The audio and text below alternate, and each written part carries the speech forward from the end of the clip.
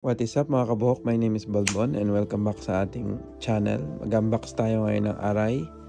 Let's check out. Yan, unbox po natin. Shoutout po sa bumili nito. Maraming salamat. Ito po ay yung Rapid Neo. Ayan po ang kasama sa box. Manual lang at saka silicone at saka helmet. Yan po ang Modern Ivory. Yan, para siyang off-white kung titingnan nyo. At yung ating client ay bumili din ng anti-fog. Yan. Tapos bumili rin siya ng Yamashiro Extra Shield.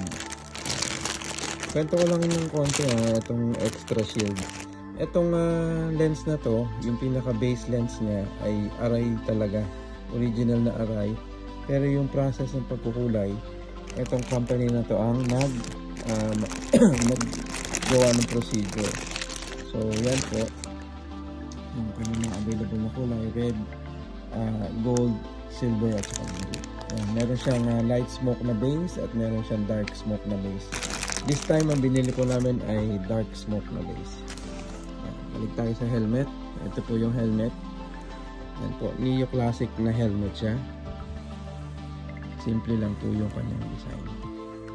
Tapos add ko nga lang pala kung gusto niyo malaman yung manufacturing date ng inyong Arai helmet, dito po yan sa may loob, bandang kaliwa.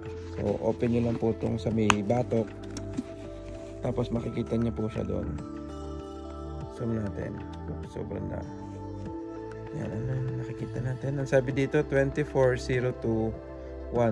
Ibig sabihin po nun, itong helmet na to ay ginawa noong 2024 February 13. Tama ba? February, tama, February 13. So ang pagbasa po ay year, month at saka date. Yun, maraming salamat po. Kung meron po kayong kailangan, PM nyo lang po ako. Helmet ni Balbon. Ride safe. Peace out.